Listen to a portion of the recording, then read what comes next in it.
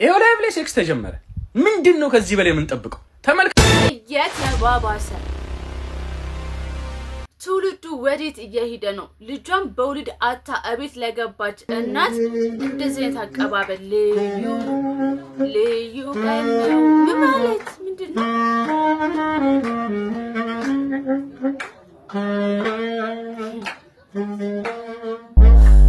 ዛሬ ደግሞ ምኑን ነው ያመጣብን ፈጣሪው? ምንድነው ባል ምንድነው? ጋይስ ምንድነው? በእናታችሁ ንገሩኝ። ምንድነው? ፈርኒቸር ነው? የኪችን ዕቃ ነው? መደርደሪያ ነው? ምንድነው? ባል ባይሆን እንደዚህ ያረጋጉን እንጂ ዛሬ አብራችሁ ራት የምትበሉ ይመስላችኋል? ምን አዲስ እንደተጣበሰ ሰው አሌክስ ማለትም የዴዚ ባለቤት መቷል። እውነታው የዴዚ እናት አርፋለች። ነገር ግን የሰጡት ምላሾች ምንድነው? በቃ አሌክስ አልጠበቅንም እንደዚህ አይነት ምላሽ እንደምሰጥ። ነገር ግን የሰጠውን ምላሽ የማስቃኛችሁ ነው የሚሆነው። ትላንት ላይቭ ላይ ገብቶ ነበር። ትላንት ሰው ዛሬ ለሊት 10 ሰዓት ላይ ላይቭ ገብቶ ነበረ። ግን እናንተ ስለማይመጣ በረከት ሊስትሮ 300,000 ብር አልናኩም። ታዲያ ካላክ ምንድነው የተፈጠረው? እንሰማዋለን። 300,000 ብር አልንቅም። አትሌት ኃይሌ ገብረስላሴ ኑሮ መኖር ከብዶኛል፣ ቸግሮኛል፣ ከብዶኛል፣ አልቻልኩም አለ። ወገን አንተ ከጀገረ እንዴት ነው ከኛ ጋር አብረን የምንግባባው? አይመጣም። ለማንኛውም እነዚህ ርዕሰ ጉዳዮች ዛሬ እንወያዩ። ሰላምና ጤና በያላችሁበት የዓለም ዳርቻ ይብዛላችሁ። የምትገኙት ምናምን ሾው የዩቲዩብ ቻናላችን ላይ ነው። አዲስ ከሆናችሁ ሰብስክራይብ በማድረግ ፍቅራችሁን ግለጹ። ላይክ ካረጋችሁ ደግሞ ቪዲዮ ቫይራል ስለሚወጣ ላይክ ከማድረግ ጀምሩ። እዚህ ቪዲዮ ላይ ደግሞ ሀሳብ አስተያየት የሰጣችሁ ቤተሰብ መሆናችሁ እንዳትረሱ። ወደሻላ ሰላም፣ እንዴት ናችሁ? እግዚአብሔር ይመስገን። ማማቲ ስምሽ ማን ነው? ናውቲ ይባላሉ። ናውቲ የት ሰፈር? ቀጨኔ መድኃኒዓለም። ስንት ዓመት ነው? 12 ዓመት። ልጁ ግን እሺ፣ አሁን ዘፈን ትዘምሩልኛላችሁ። ከዛ እኔ የራት እሞላለሁ ማለት ነው። ስታይል ዘምሩ። ማማዬ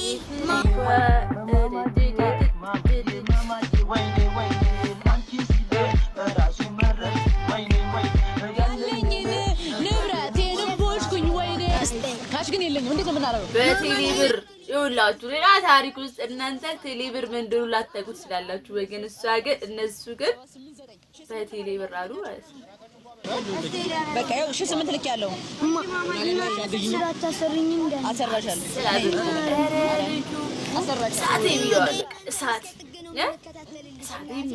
አንዳንድ ጊዜ ግን እንደዚህ አይነት ልጆች በቃ ያልፍላቸዋል። አሁን ይሄ ልጅ በቃ ተፍ ብሎ አሁን ጃና ወቃት ያልፍለታል። እውነቷን እኮ ነው።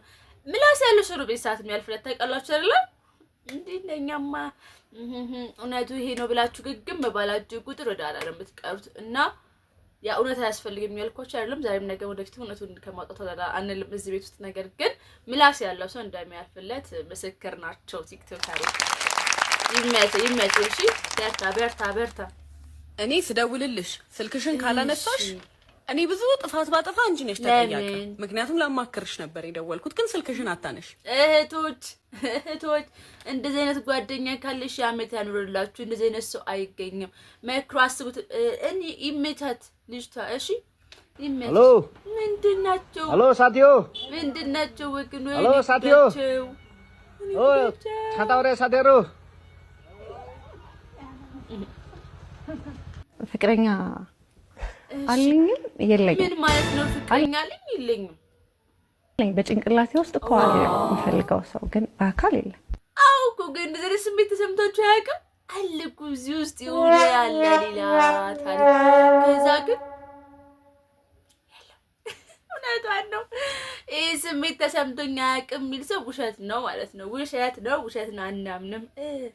ይኸውላችሁ ዛሬ ምን አጋጠመን መሰላችሁ? ይሄን ብር ባባ ምን መሰላችሁ? ልደቷ ትናንት ነበርና ይሄን አሰርቶላት ነበር ዛሬ ማለት ነው። እና ለልደቴ ምንም አልሰጠኸኝም ብላ አኮረፈች።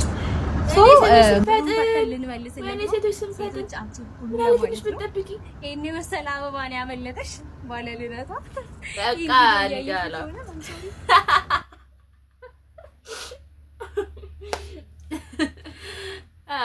ይመቻች። ይሄን ያልከሳቂ ከተፍታታን እንግዲህ ምናሉ ሸዋችን ወደ መረጃ ሰዓታችን ላይ ነው የምንሄደው። የመረጃ ሰዓታችን ደግሞ የሚሆነው መጀመሪያ ላይ ኢትዮጵያ ቲክቶክ ላይቭ ምን ላይ ደረሰ ወገን? ይህ ርዕሰ ጉዳይ ተረጋግቼ ማውራበት ርዕሰ ጉዳይ አይደለም። የኢትዮጵያ ቲክቶክ ላይቭ ምን ላይ እየደረሰ ነው ወገን? ላይቭ ላይ የሆነ ካፕል ሙድ ይሁኑ ዝም ማለት። አሁን ግን ይሄ ጉድ ምንድን ነው? ላይቭ ላይ ምን አይነት ስነ ስርዓት ነው የተካሄደ ያለው? እግዚአብሔርን ነው የምላችሁ። በቃ እንዴ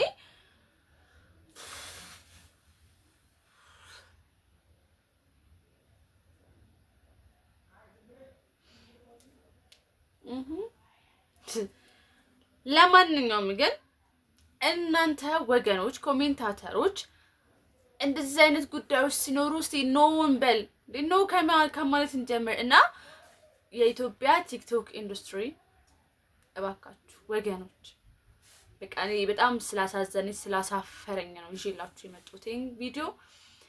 ከዛ በኋላ ግን ያለው ነገር ምን እንደምላችሁ አላውቅም። በቃ ትውልዱ ሌላ ታሪክ ውስጥ ገብቶላችኋል። በዚህ በኩል ደግሞ ጆርዲ ሌላ ታሪክ ውስጥ ናት። ትውልዱን ምን አይነት ትምህርት እያስተማሩች እንደሆነ አይገባኝም። ባል በዚህ ገብቶ በዚህ ወጥቶ ምናምን አያስፈልግም። ባል ምንም ደረደረ ባልቃ አይደለም። ብታውቁ የተከበረ መጽሐፍ ቅዱስ የሚያከብረው መጽሐፍ ቅዱስ ቦታ የሰጠው የቤት ራስ የሆነ ነገር ነው። ነገሩ መጽሐፍ ቅዱስ አታነብ ቤት ተጋልሽ። ኤኒዌይስ እንደዚህ ትውልዶች ባካችሁ አትቀበሉ። እግዚአብሔር የሚፈልገውን ነገር እያወቀን ወገን አደባባይ ላይ እንደዚህ አይነት ስርዓቶችን ማኪር ነውር ነው። በዛም ደግሞ በዚህ ምድር ይባለው ጆርዲን በዚህ ነው ያልክ ደግሞ ስትሄጂ መጽሐፍ ቅዱሳዊ አይደለም። እሺ ትውልዱን ላ የስተት ትምህርቶችን አታስተምሯቸው። ትውልዱን ባልጠለ እንዲሆንና ሌላ ናምን እሱ መጥራት ማልፈልጋቸው ነገሮች ውስጥ እንዲገባ አታስገድጃቸው። ሌላኛው በሰይፉ ፋንታው ላይ ቀርባ መጀመሪያ ቲክቶክ ላይ ቀርባ አልቅሳ ታሪኳን የተናገረችው እንስት፣ በመቀጠልም ሰይፉ ሹር ቀርባ ያለችን እንስት ዛሬ ግን የደስታዋ ቀን ሆኖ ያስለቀሳት ልጅ አልቅሶ ይቅርታ ጠይቋት እራት ግብዣ ሊሄዱ ነው። እራት ግብዣ ሊሄዱ ነው ወገን ይመቻቸው። ሰይፉ እኔ ልንገራችሁ እኔ በጣም ነው የምወደው በጣም ነው የማከብረው ታውቃላችሁ ሰይፍሻ እና በዘመኑ ሁሉ አስታራቂ እንደሆነ እዚህ ደርሷል። ዛሬም እህታችን ከምትወደው ፍቅረኛዋ ጋር አገናኝቷታል። ሰይፍሻ ፎርኤቨር እሺ አው ነው እናመሰግነው በጣም ነው የምንወድ ትልቅ ሪስፔክት ፎር ኦኬ ይመቻቸው። እስቲ ተመልከቷቸው እንዴት ደስ እንደሚሉ ማለት ነው። ዛሬ አብራችሁ ራት የምትበሉ ይመስላችኋል? ምን አዲስ እንደተጣበሰ ሰው ምንድነው ጉዱ? እግዚአብሔር ያውቃል። ምን አይ እግዚአብሔር ያውቃል። ስማ ያውቃል ግን የፈለገ የፈለገነውን አይደለም የሚሰጠን። ጥያቄው ምን ፈለግን ቢሆን ደስ ይላል። ምላሽ ቤቢንም ማየት አለበት።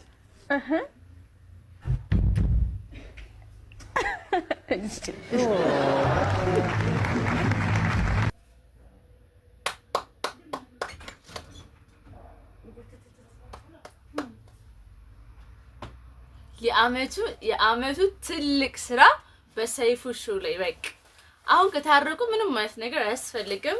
ብቻ ወደፊት ብለናል። ይመቻችሁ። ደግሞ ሌሎቻችሁም ለዚህ ተጣሉና ደግሞ ኑ እኔ አላልኩም። ብቻ ጸብ ለማንንም አይበጅም። ሰይፍሻ ግን እጅግ ከልብ እናመሰግናለን ማለት ነው። ትልቅ ስራ ስለሆነ ያው ለማለት ያህል ነው። የበረከት ሊስትሮ ጉዳይ ሁላችሁም እንደሰማችሁት ነው። ባለፈው ቪዲዮ ሰርቼላችኋለሁ። ነገር ግን አንድ ሰው ደሞዝተኛው ነው 10,000 ብር ደሞዝተኛው ነው 5,000 ብር ደሞዝ ቢሰጠው ይቀበላል ወይ? እኔም እንደዛ እናደረኩት። አንድ ቢሮ ላይ ተቀጥሮ እየሰራ ደሞዙ 10,000 ብር ቢሆንና 5,000 ብር ቢሰጠው ይቀበላል ወይ? እስኪ መልሱልኝ። እንደው ስለፈጣሪ ብላችሁ ስለፈጠራችሁ እውነቱን ብቻ መልሱ ብሏል። እንግዲህ ወይ ደግሞ የአሌክስ ወይም የዴዚ ባለቤት በዚህ ጉዳይ ነው መልስ መስጠት አልፈለግነው። ብዙ ጊዜ ሽማግሌ ልከናል፣ በጽሁፍም በአካልም በቴክስትም በምንም በሁሉም ነገር ሽምግልና ልከን ነበር። ነገር ግን እናንተ ስለማይመጣናችሁ ስለማያገባችሁም ነው ሶሻል ሚዲያ ላይ አውጥቼ ሽምግልና ልኬያለሁ፣ ይቅርታ ጠይቄያለሁ ብዬ ለማንም ለማብራራት ግዴታ ያለብኝ አይመስለኝም ብሏል። ወዲ ደግሞ ኃይሌን በረሰብላሴ ራቤን ችግረኝ በዚህ ገባ በዚህ ወጣ ምናምን እያለ ነው። ከዛ ግን አንድ በጣም የሚገርመኝን ቲክቶክ ላይ ልንገራችሁ። ይህች እናት ልጇን በወልዳታ ነው የመጣችው ማለት ስትወልድ ሞተባት። ከዛ እቤት ሲቀበሏት እንደዚህ አቀባበል አግባብ አለው ብላ ታስባላችሁ?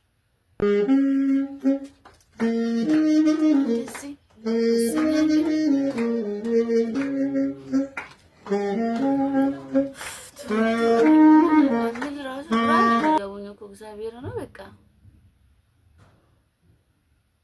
ልብቻ ልቦና ይስጣችሁ። በጣም በትልቁ ልቦና ይስጣችሁ። እግዚአብሔር ነው የሚለውና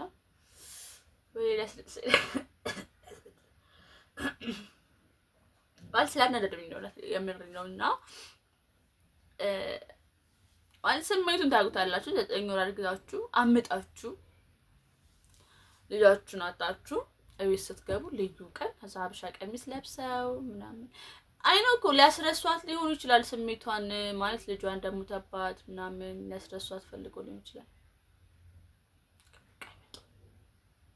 እግዚአብሔር ነው አይመጣው አያዝናል እና ልቦና ይስጣችሁላችሁንም ለማለት ወደለው። ለማንኛውም ሰላምና ጤና በያላችሁበት የዓለም ዳርቻ ይብዛላችሁ። ምናሉ ሸዋችን እንግዲህ በየቀኑ ማህበራዊ ሚዲያ ላይ የሚዘዋወሩ ወሬዎችን እየታዘብን ከእናንተ ጋር እየተማማርን እየተመካከርን እንደዚህ ቢሆን እንደዚህ ባይሆን እያልን ጥሩ ጎኖችን እየደገፍን መጥፎቹ ደግሞ እየነቀፍን እዚህ ቻናል ላይ አብረን እንቀጥላለን ማለት ነው። ስለዚህ ትውልዳችን የሚመጣው ትውልድ ጤናማ ትውልድ እንዲሆን እኛ እዚህ ጋር ማስቆም ያለብን ነገር እያስቆምን መሄድ አለብን። ለምን የሚመጣው ትውልድ ቢያንስ በእኛ መንገድ እንዳይሄድና ጤናማና የተስተካከለ ጤናማ አይምሮ ያለው ትውልድ መፍራት ስላለበት ብዬ አስባለሁ። ስለዚህ ይሄን ደግሞ ሁላችንም በጋራ ማድረግ ያለብን ጉዳይ ነው።